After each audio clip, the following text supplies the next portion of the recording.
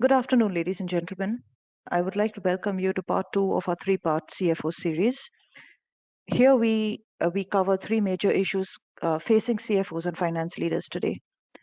In today's session, we look at the practical aspects of digitalizing the finance and accounting function, from building a clear milestone plan with clear budget frames, making the best use of available tools, mitigating risks of cyber attacks, and at the same time ensuring complete involvement of team members. I'm going to go to a little bit about ASA and our speakers today. ASA is a 30-year-old accounting and consulting firm with a team of over 700 professionals spread across 8 offices in India. A major part of our focus is on foreign companies setting up and operating in India. Today, we are one of India's foremost accounting and consulting firms assisting our clients in setting up their businesses, mergers, acquisitions, partner search, audit, risk advisory, taxation, and compliance issues like accounting, payroll, IFRS, etc. Our speakers today are Manoj Dua and Vikas Wadhwan. Manoj is an expert in IT systems, processes, controls, and automation. He holds a certificate on data analytics from IIM Rohtak and is a part of the developer community of Amazon Cloud and Windows. He has enormous experience in multiple assignments involving big data, analytics, IT, and cybersecurity assessments. He also carries expertise in internal automation projects, digital transformation analysis and implementation, setting up of cloud systems, CRM, litigation management systems, robotic process automations, and implementations and configuration support of various cloud-based technologies. Vikas Wadhwan, our second speaker today, is the Group CFO of Housing.com, PropTiger.com, and Makan.com, a chartered accountant and CPA with over 18 years' experience. He is also a certified business valuer from the Institute of Chartered Accountants of India, an innovative, result-driven leader in the digital industry. He has been associated with tech startups and actively participated in scaling the business from early stages.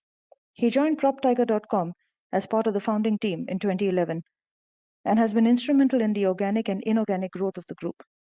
He has extensive experience in mergers and acquisitions, business partnering, fundraising, capital structures, and investor relations.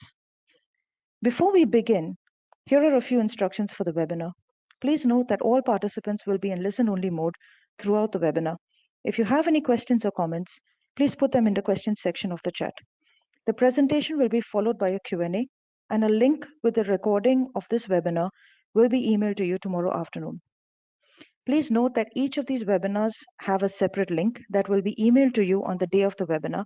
Please do reach out to us if you have any difficulty with this. Thank you, and over to you, Manoj. Thank you, Kim. Thank you, everyone, for joining this afternoon.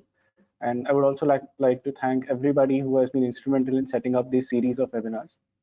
So coming to the topic that I'm covering today, it's absolutely close to my heart. Myself being a chartered accountant and also a part of the IT community, it's always imperative to get into an area where we are actually helping the core that I'm a professional of and also working towards making it more technology driven.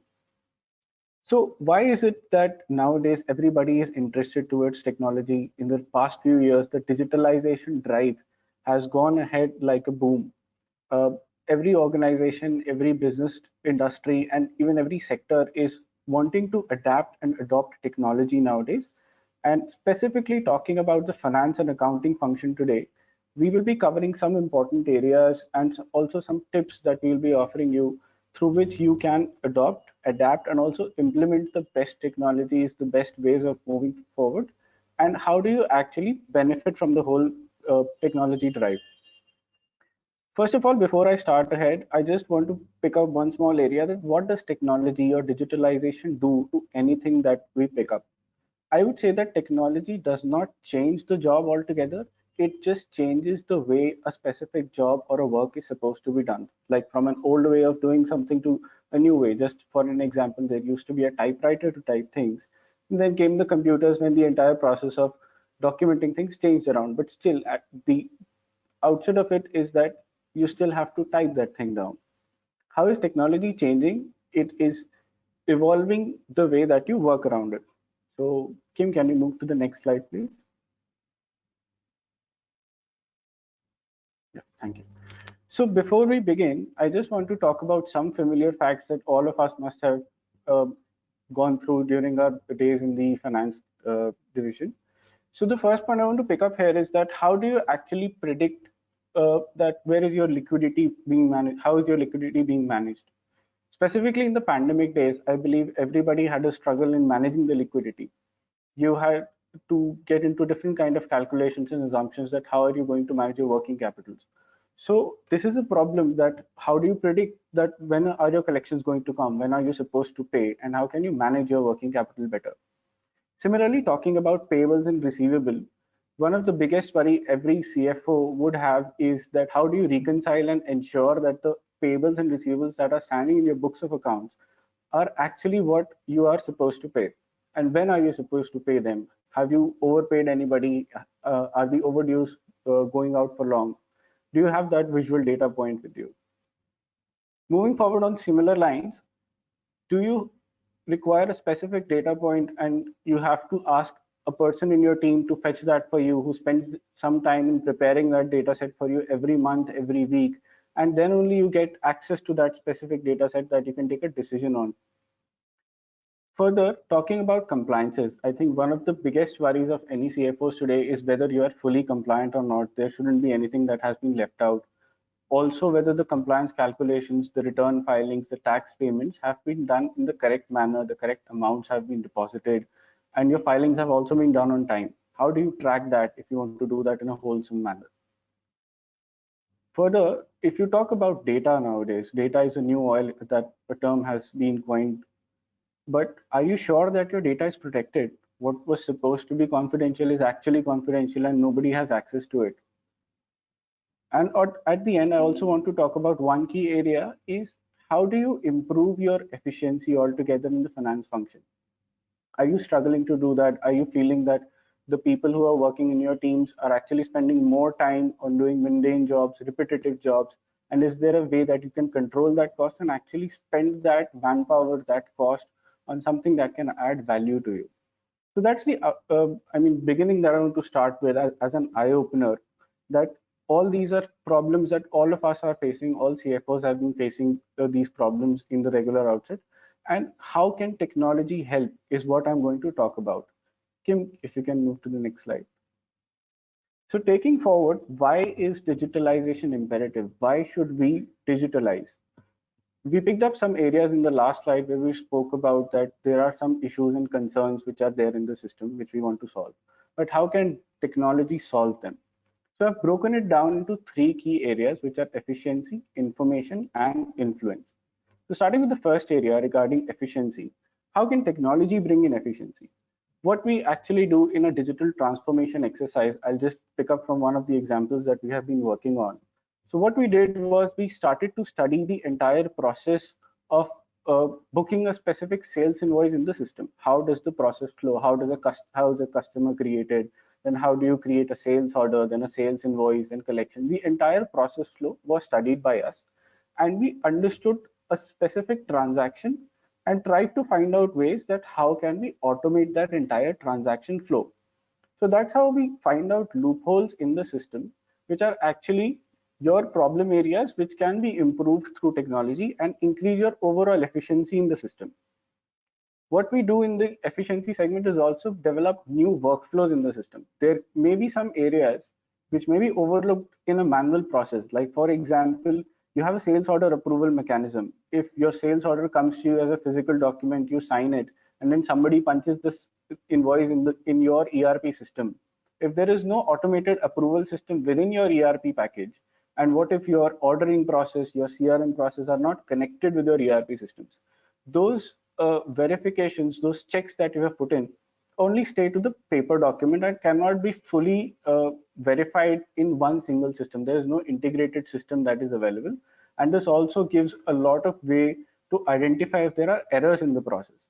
Because once you connect everything, once you have the entire data connected together, it actually gives you a single source of integrated data, which we also call as the single source of truth. From where I come to the next section, which is information. Technology is actually bringing together a lot of information, a lot of systems which used to be separate and independent in their own have now been able to connect together to talk to each other and basically give you a complete viewpoint of your databases. Talking about ERP systems, today's ERP systems can connect your customers, can connect inventory, SCMs, procurement, and bring all that together into your finance function. So at the end, your entire production cycles, your inventory management cycles, even your marketing cycles come to one single source, and you can start to model that data as per your requirements. You can start to develop analytics, you can start to develop different kind of reports and functions that you want that can actually help you make better decisions in the process, and also to find out root causes, that if there is a problem, if you see that your sales are dipping in a specific region, you can actually get into the system and identify that what is causing that, because you have that visibility which was not available before. Talking that these root causes actually give you the viewpoints, it actually helps you derive value from the whole system. So when we talk about the influence side, the technology is actually giving you value drivers so that you can have a consolidated vision of the entire business. You can make better decisions, you can have better insights on the whole function, and you can also connect all that together. Just for an example, one of the organizations that has been a premier in technology adoption and now is also a premier in technology consulting is Mahindra. So one of the examples that we generally quote is that how Mahindra completely transformed their business cycles through use of robotic process automation. What Mahindra did as a pilot project was just picking up their APs and ARs. They implemented a robot that started to read through the invoices, the documents that are being received, and not just your purchase invoices. They started to do it for any document that they receive. The robot started to sort those documents, implement them, and connect them with the ERP system. Also run a workflow and approval mechanism, then book all those transactions in the ERP system, again send that transaction for approval, and at the end also create a payment entry or a collection entry based upon the banking statements that were coming.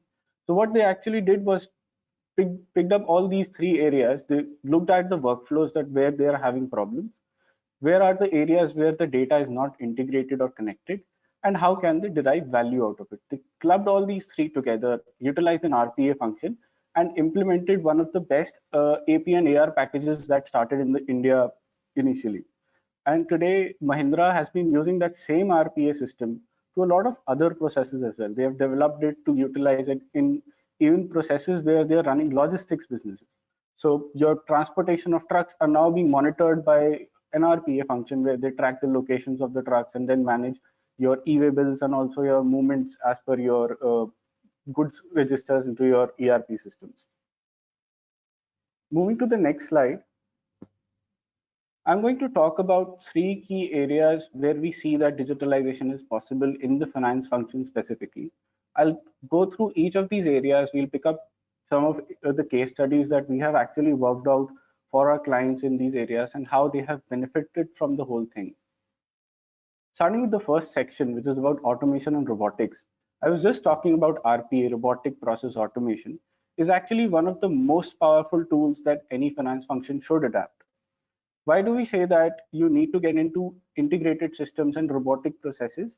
Is that it actually covers and eliminates your mundane jobs. An accountant sitting in your office who is reading through an invoice and then punching the entry in your ERP system. If we can eliminate that altogether through a robot that automatically reads the inputs from the invoice, picks it up, posts in the ERP system, and then hands it over back to the employee. So the process of punching the transaction has gone away, but the process of verifying that transaction has come into place now. And not just punching invoices. We can also do a lot of other things like the reconciliation process, the sending of your balance confirmations to different clients, and also integrating different data sets can be done through RPAs.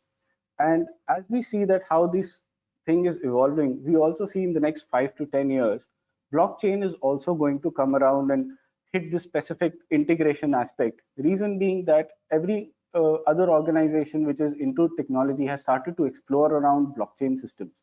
And blockchains also allow for a lot of trust in the whole process because it's a technology where all the parties have the same data points, all your systems are already integrated, and as the big shots have already started their vendors to be on blockchain so that their transactions can be fully complete, they can be fully integrated, and they have zero problems in reconciliations, in integrated data sets, and also any of the entries can be matched with any of the vendors at just a click of a button.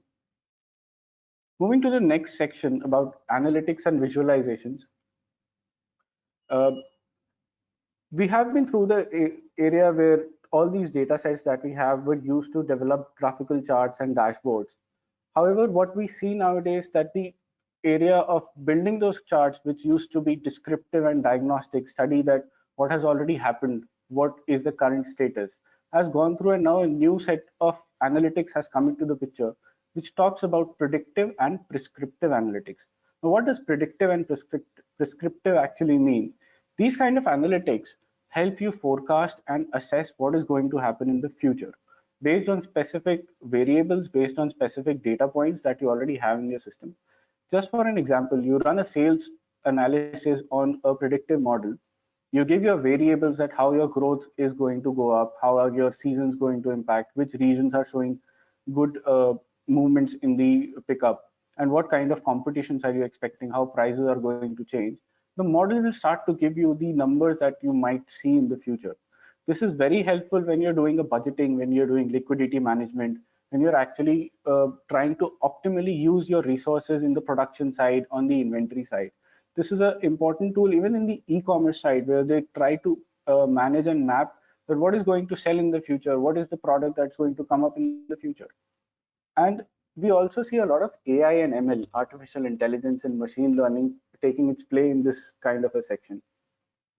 As you start to develop more data, you start to gather more data on your transactions, then actually all these kinds of technologies will give even better kind of predictions with you.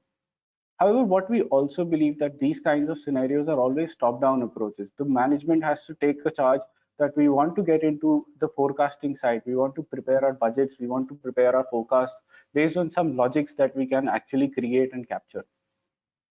In one of the clients where we helped in setting up an analytics system, what we were actually trying to help them, they were an ice cream manufacturing company, that how our sales will pick up in different regions of the country, how a specific flavor will pick up in specific regions in specific seasons. So what we actually did is got a study done of the entire ice cream industry. We benchmarked the data that's available, and then we put it up in an analytics engine. That analytics engine started to predict that all these brands are selling your ice creams, these flavors in this specific season in different cities in the country. And your product, when we entered the features and the pricing structures, the flavors that we had of our product in the same engine, it started to predict and develop that these kind of prices should work in this kind of a region. These flavors should sell better in this season. And that actually gave us a logical and a scientific view path that how should we approach those markets. So that was a good start to actually assess regarding data entry points where we're actually trying to enter into a specific region or a product. But however, if we already have a ton of data available, then the kind of analytics that we get, the kind of outputs that we get are much better.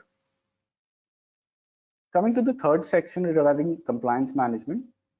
So compliance being one of the very important areas in the environment right now, and we definitely want to ensure that we are completely compliant. We have not missed any of the returns or the filings that we are supposed to do, and we have done it in time. We have the right records with us.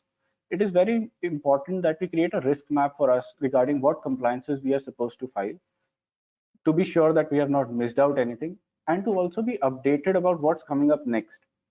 So there are products available in the market which actually help you map out your entire compliance requirements. You can map it on a calendar. You can then view and actually trigger different people that these people are supposed to file these kind of compliances, who will be approving those compliances, what will be the outputs of those compliances that are required. And the software also allows you to record and report back that has been filed. If there are any delays, if there are any impacts that are coming up on the management, that are also available in the system to read through.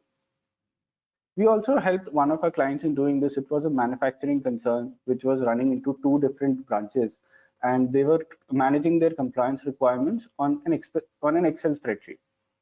What we did was we helped them deploy this setup wherein we created detailed compliance structures for each of those branches. We clubbed it together, and then we gave a single view to the CFO of both the branches, including the group companies that they had, that what compliances are applicable, what they are who is supposed to file them, and when are those supposed to be filed, what kind of documents have to be filed. And they actually got to know a lot of compliances which they were not following properly, however applicable on them.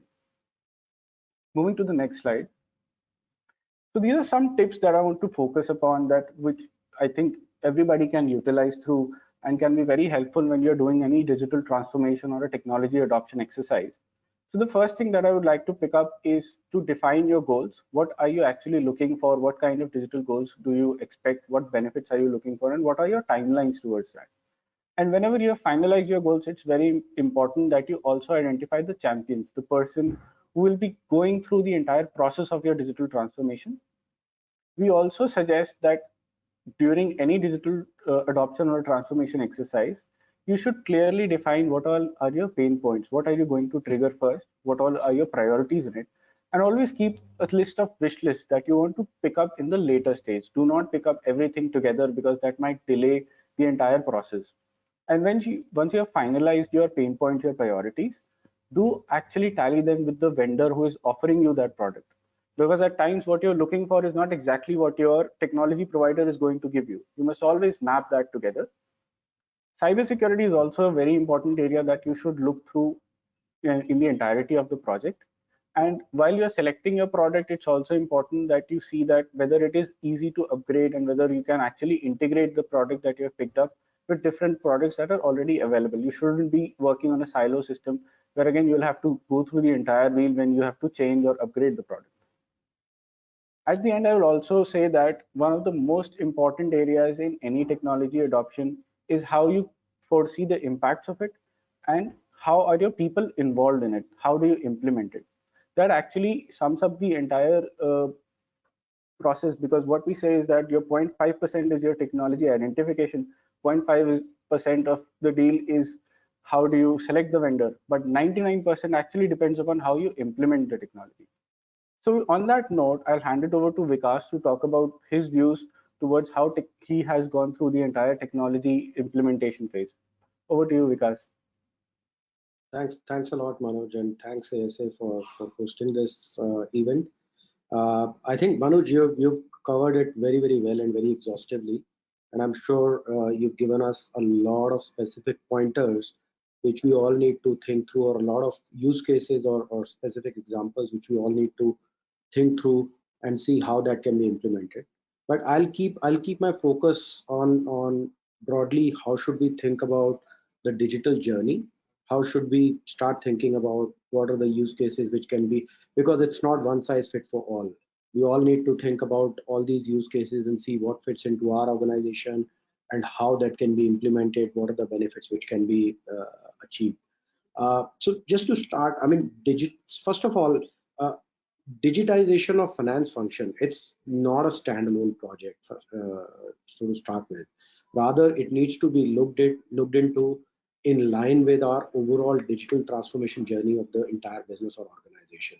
So it can't be that okay, we are running a digital transformation project for finance function. Rather, the entire journey needs to be thought through in line with our organizational goals, and that's how we as finance leaders should prioritize the things. Why do we need digital transformation, right? uh, there is a research by Deloitte in the last year where 45% of the companies said they've seen positive impact of digital transformation, and they also reported the net revenue growth because of digital transformation.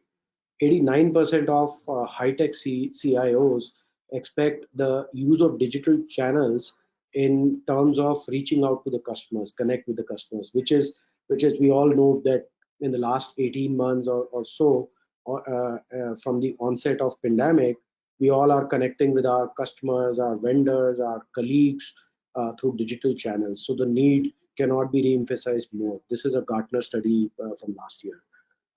So when we are looking at our digital transformation journey, we need to be clear about why we need it, right?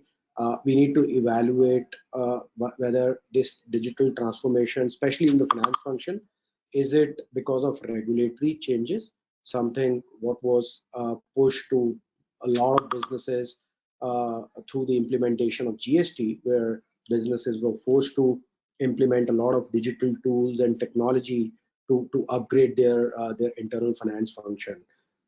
Or we should look at if the digital transformation journey is driven by the need of efficiency. When we say the need of efficiency, there could be multiple dimensions to it. Uh, uh, as Manoj said in his presentation, that look at 5 years back as a finance leader, the forecasting, the planning was a big exercise. But now with the tools and the technology which is available today, through which you can churn the data, not only a lot of historical data, but also do a lot of predictive analysis. Your forecasting and your planning exercise has taken a very different dimension, right? So that could be one way of looking at it. Do you want to implement technology which can help you analyze a lot of data, which will help you in your planning and forecasting exercise? Compliance monitoring, Manoj has emphasized it already a lot, so I don't want to spend a lot of time. But for a multi-dimension and a multi-jurisdiction kind of a business, compliance management, we all as finance leader know, is a big headache. And I think technology can solve that problem to a large extent, which provides you a very robust monitoring system, not only a monitoring system but an alarming system where people will get to know if there is something which is slipping and needs attention in terms of addressing the compliances. Or looking at the overall process efficiency, which Manoj was also emphasizing, maybe RPA or intervention of different technology tools, which can help you scale your finance function, which is handling thousands and thousands of transactions on a daily, monthly, or a weekly basis. Can you use technology to bring a lot of efficiency to handle that? And that efficiency is not only the reduction of manpower, but also efficiency in terms of reducing the error rate, efficiency in kind of reaching out to your vendors and customers more proactively, more efficiently. So there are multiple dimensions to it. So that's what we need to evaluate. What is the need of a need for digital? Why there is a need for digital transformation? So how should we think about it? I mean, it's not that okay, somebody is doing RPA, we should also do RPA, or somebody is implementing ERP, we should implement ERP in our organization. I think that's not how we should look at digital journey. We should look at digital journey by questioning our status quo, right? Even if you've implemented some of the best of the technologies, I think the technology space is evolving very fast. So what you have implemented 2 years back, you may have some better version, or those things may be getting redundant in another 2 years time. So you need to constantly question the status quo. Are we doing these things in the right manner? Is there a better way of doing it? Can I bring more efficiency here? Can I reduce the cycle time of processing an invoice which is going to my customer? Or can I reduce the just-in-time inventory, right? Inventory management or inventory systems.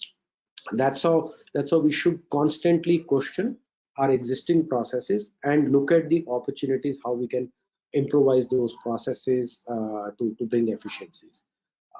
As I said, digital transformation, it is not a one-time event. It is not a one project which you need to carry for the next 6 months. It is the way of life, I think, in the era which we are living in. So it is a constant journey where we will constantly challenging our existing processes, constantly challenging the status quo, and evaluating what is a better way of doing it in the future, and should I be adopting it or should I not be adopting it. So whenever we decide to go down the path, we need to think long term and allocate necessary resources, because uh, more often than not we realize these technology processes gets do not yield the desired results if they are not backed with the necessary resource allocation. And when I say necessary resource allocation, it is not restricted to the budgetary allocation, but also the manpower allocation, which Manu is also kind of touching upon that topic, identifying champions. There could be many ways of doing it, and Manoj can share more insights during the Q&A session. But we need to allocate the right set of resources to yield the best results out of that. That is super critical, right?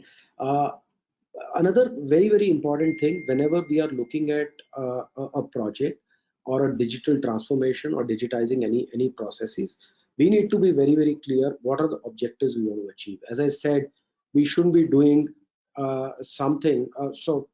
We were talking about RPA or ERP. We shouldn't be implementing ERP because everyone is implementing it. We need to clearly lay out what are the three different objectives we want to achieve by adopting a particular tool or technology. Unless we are clear about it, we will not be able to, at the end of the day, after implementation of that project, uh, say with a confidence whether it was a success or a failure.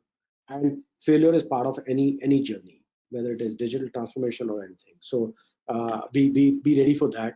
But identifying objectives help you identify the success metrics and also help you monitor it once the project is implemented. So be clear about what objectives you want to achieve so that you can drive that entire process in that direction.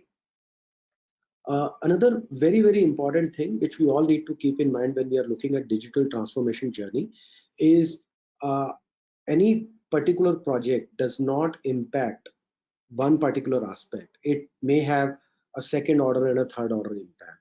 So when we are evaluating a digital transformation, we should always look at the second level and third level impact. You may be implementing something in the finance function, but it may have some impact on your customers. It may have some impact on your vendors. So those second level and third level impacts, or third order impacts, also super critical to kind of keep in consideration and super critical to be analyzed when we are thinking of any digital transformation project. Another is very important consideration. Should you be building it or should you buy on the shelf products? There are many companies, and unless and until something which is very core, I am always of the view that we should go for off the shelf products, because those companies which are providing those tools and technologies are always thinking far ahead than what you can think, because that's not your core. You're just thinking it as an internal process. That build and buy decision is very important in that journey. And then cloud versus on-prem, and there we can seek help of experts like ASA. Should we be going down the path of cloud? Should we be having on-prem? There are many considerations which kind of help you decide what the exact journey should go to look like. Can we move to the next slide, please? Yeah. Once we've gathered all the data, once we've looked at all these aspects and we are clear, yes, we want to go down this path, and that is where we need to start planning. And planning always is, there are big bang projects where you cannot do a pilot approach, but there could be many opportunities where you always can do a small pilot and see if the success metric or objectives we want to achieve are actually getting translated through this digital transformation implementation or journey. I'm a big fan of pilot approach, but that may not be practical in all circumstances. As I said, one size doesn't fit in all circumstances. So we need to see. But if pilot approach is possible, I would always suggest go down that path, because you can deploy very minimal resources, look at the results in a very short frame of time, rather than deploying a lot of resources, waiting for 6 to 8 months, 9 months, and then realizing if we've achieved our objectives or not. That's one consideration when you're doing your project planning. It is also important to closely, when you're doing that planning, you should definitely, in case you're going down the path of big bang project, that's where it is important to have the interim milestones clearly laid out, have those objectives laid out in terms of what are the things you want to monitor at these milestones, and have a clear tracking of that, because it will help you monitor your resource allocation from budgetary perspective as well as resource perspective. So I'll give you quote another example. So we were doing an internal process where we were implementing ERP. So in the initial phase, when we were doing planning, we thought that it is not going to be a very exhaustive exercise, and that's how we all learn from our failures. So our resource deployment during the planning phase was underestimated, and because of that, when we did the planning, we missed a lot of aspects, And when we gone down the path of implementation, we ended up deploying 2x the resources what we anticipated, because there were a lot of misses during the planning process. So it is important to identify the different milestones, important to identify the need of resources in different milestones, and track it accordingly. While that will not assure the success, but it will help you reduce the surprises which you will face along the journey. The other, when you're looking at approach, security becomes a very important considerations. I'm sure in the last 18 months, especially during pandemic, we've seen a lot of large organizations have been hit by cyber attacks. So while digital has its own merits, and we have no option but to adopt it and embrace it with open arms, but at the same time it also poses a lot of challenges. So security is super critical and should be given due emphasis, and rely on the experts when you're going down this path. Then the third aspect, which is important when you're deciding the approach, is the data management. That again is somewhat linked to security, but there are regulatory compulsions as well. There are so you need to think through what all data is getting stored in what form and fashion. Is it internal data, customer data, and so on and so forth.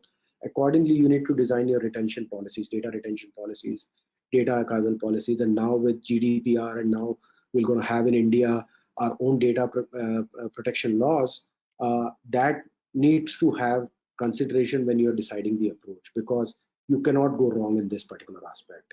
There is very little scope of kind of failing and learning in this area. Can we move to the next slide, please? Last but not the least, execution. While you can uh, implement best of the technology, you can implement best of the tools, but if the people are not trained, if the adoption is not successful, it all go down the drain, right? So how do you ensure that adoption is there of any digital transformation or any digital tool which you're implementing within the organization? I think upskilling and reskilling of people is super critical. While you're executing the process, make sure the people who are getting impacted with that digital transformation are involved in this journey, and they are appraised and trained along the way. You should not be waiting until the end, because that's where sometimes it's too late in the game. So you should be upskilling the people and keeping them informed how we are progressing.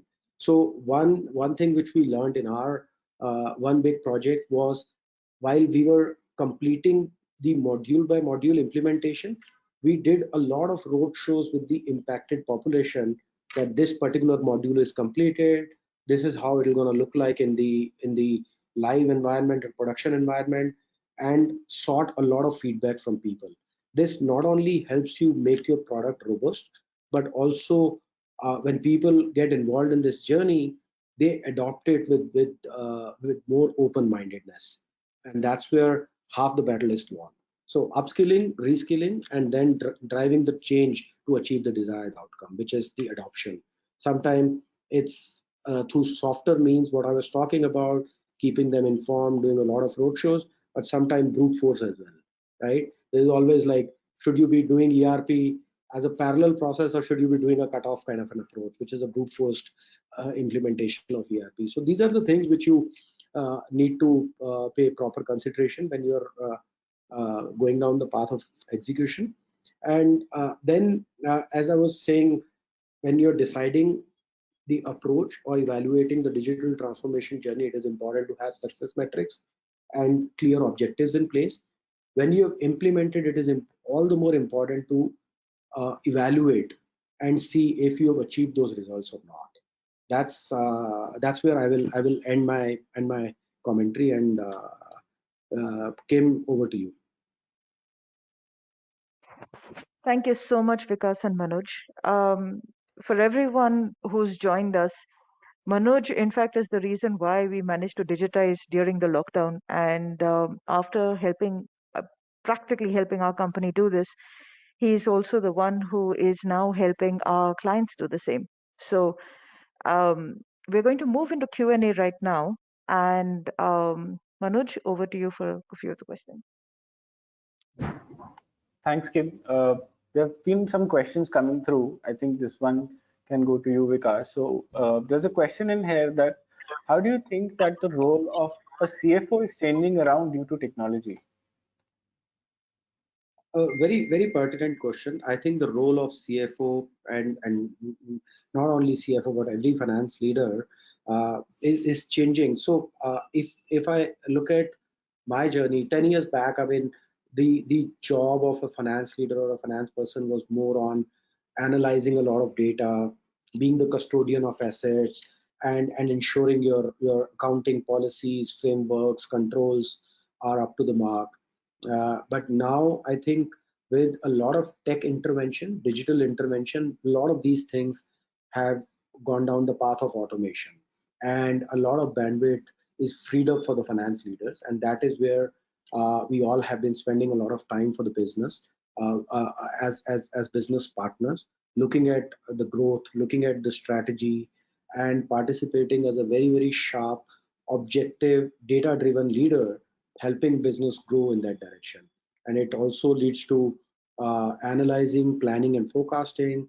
It also leads to right budgetary allocation in the right pockets. So there are many directions. But I would say the role has evolved more as a business partner than being a person who is more focused on data analytics and custodian of the resources of the company. Great, thanks for that, Vikas. Moving ahead, I have one question, which basically the question is related to that there are so many technology vendors and options available in the market. How do you decide, how do you go through into selecting the right product and then deploying it in the organization? So maybe I can take that one.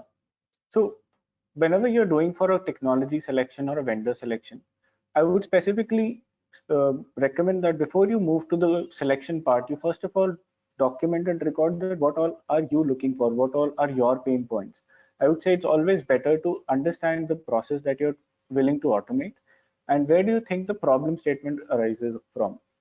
Once you identify the broad problem that you're having in any of the processes, post that you can actually get into the selection of the technology and the vendor. And while doing that, ensure that you're trying to pick up all your pain points and they are being solved by them. Also, I would recommend that whenever selecting a vendor, you should also see that what kind of other technology driven products they are working on and not just go to specialists around, because at times you need a level of integration around, and if the same vendor can offer you multiple products that can be gradually integrated together, or the opportunity is there that you can further upgrade these products, it actually becomes a better approach because then you're open to newer things as well going forward. You're not just stuck with something which may not grow in that fashion. So I would say that this is the best approach that you should follow, but every technology requirement, every process requires a detailed study, and only then someone can assess and recommend that how do you move forward towards it.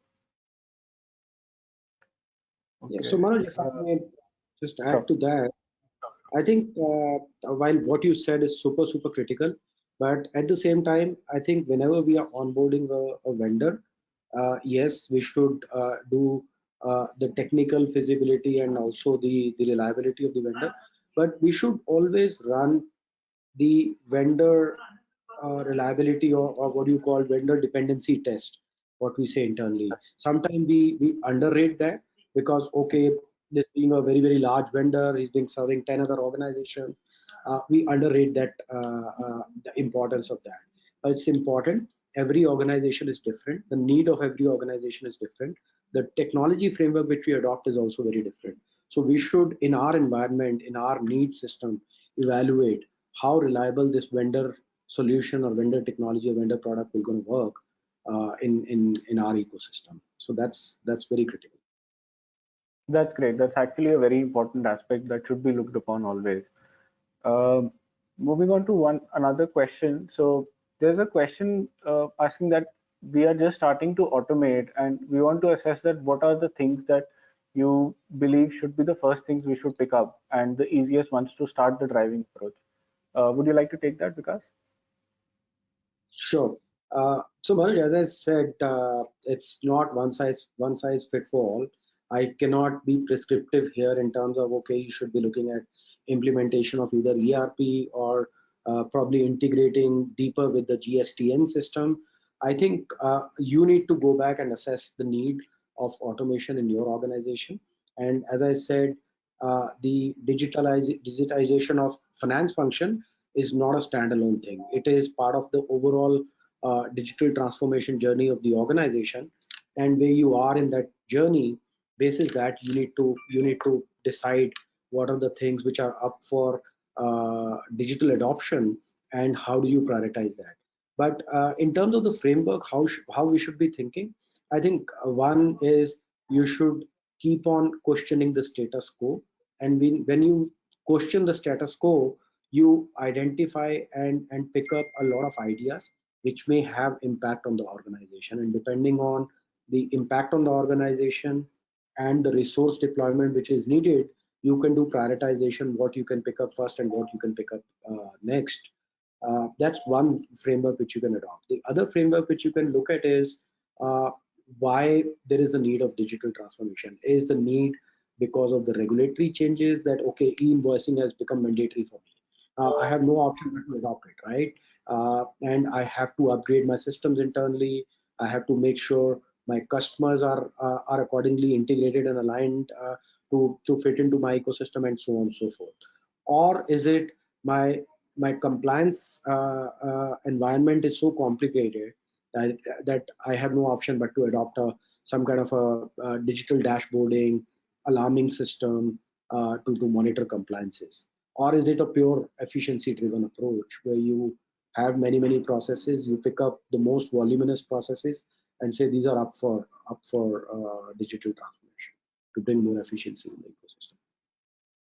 Right, great.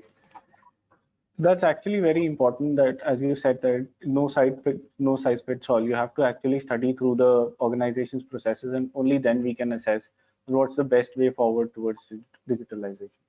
So I think I'll just take the last question, which is regarding AI. That there has been a hype around AI, which is helping in doing forecastings and analytics. But is it actually helping? Is it actually evolving and giving through any benefits? So I'll just answer that quickly.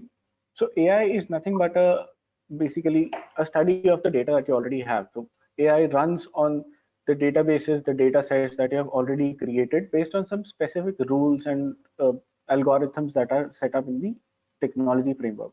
What actually AI is helping going forward is what we were also talking about, predictive analytics and prescriptive analytics, where we are putting in some variables.